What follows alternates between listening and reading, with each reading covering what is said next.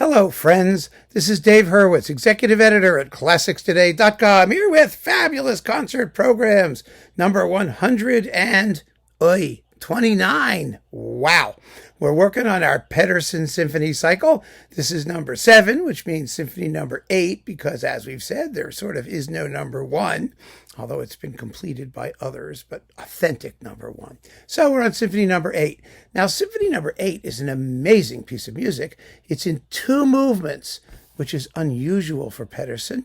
The first sort of sets out the basic thematic concept, and the second movement sort of develops it, sort of, kind of. I mean, it's not actually all that straightforward, but it doesn't matter because you just listen to it and take it as it comes.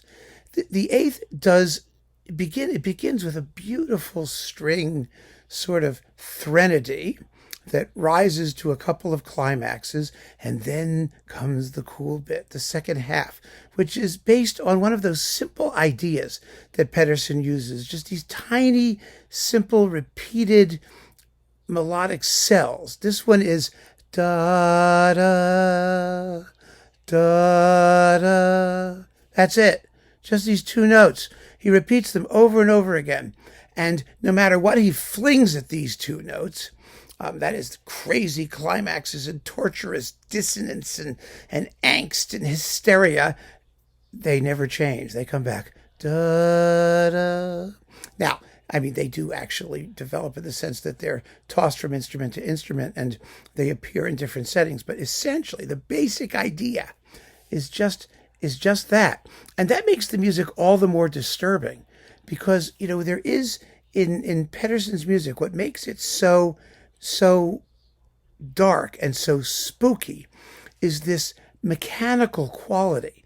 The way he builds these enormous climaxes with, you know, percussive ostinatos and dissonant crunching chord things and all this stuff.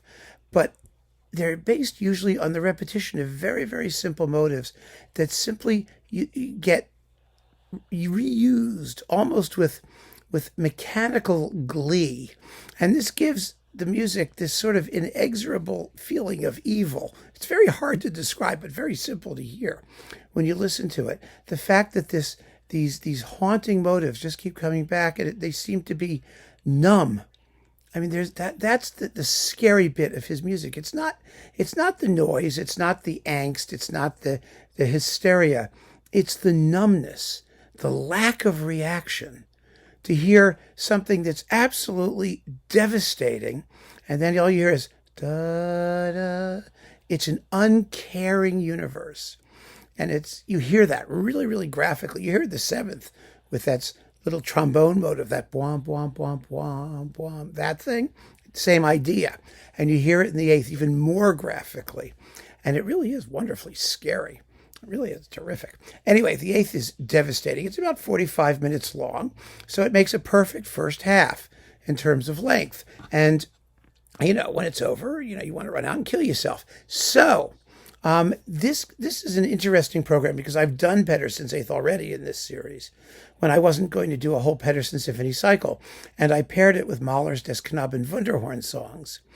But I thought, well, you know what? It makes sense to do it all over again for the very, very simple reason that just to show that these symphonies work with different kinds of programs, that there isn't just like one thing you can do with a Pettersson symphony. There isn't. It's music. It's just music. And so it works in all kinds of different ways, even music as emotionally devastating and dark as this. There are many, many ways to do it. And I'm following the pattern of this series, which is the shut up and play the music pattern.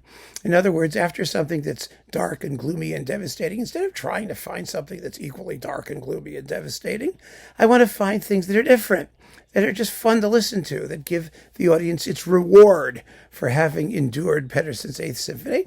And I mean endured it in a good way. I don't mean endured it like, you know, it was a penance to listen to it, because it isn't. It isn't. It's a glorious, emotionally draining, it's like what is it, the Bikram yoga, one of those things where you sit in the hot room and sweat and exhaust yourself, and then you feel purged afterwards. I mean, that's what it is. So having been purged, what are we going to do after intermission?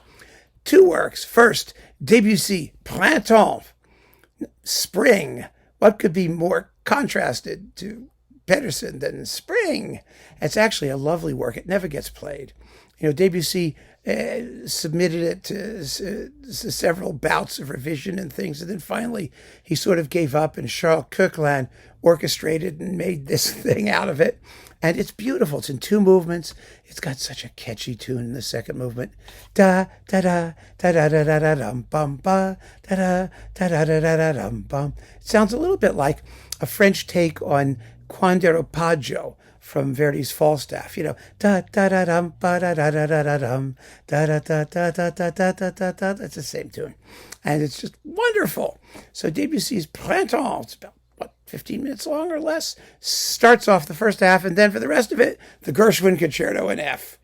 Yeah, real rabble rouser of a piece, one of the great concertos of the 20th century, and also fairly far away from Pettersson, but it does have in that second movement that wonderful nocturnal blues thing with the solo trumpet. Do do do do. It's wonderful.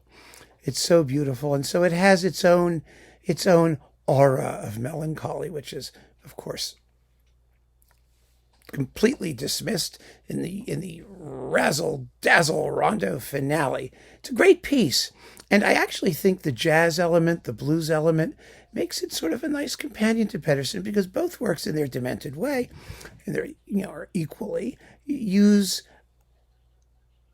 sort of modern takes on normal diatonic harmony, if you know what I mean, to create a different personal style for each composer. So, I don't think I'm stretching it that much to say that they have that in common. Not that you'll hear it particularly, but it does mean to me that they'll actually go kind of well together. I mean, I tried this program, and it actually does kind of work. The Gershwin has lots of half tints and melancholy about it before the razzle-dazzle finale. And I think it actually sounds like a great way to wind up this particular program. So keep on listening, friends. Thank you for joining me. Take care.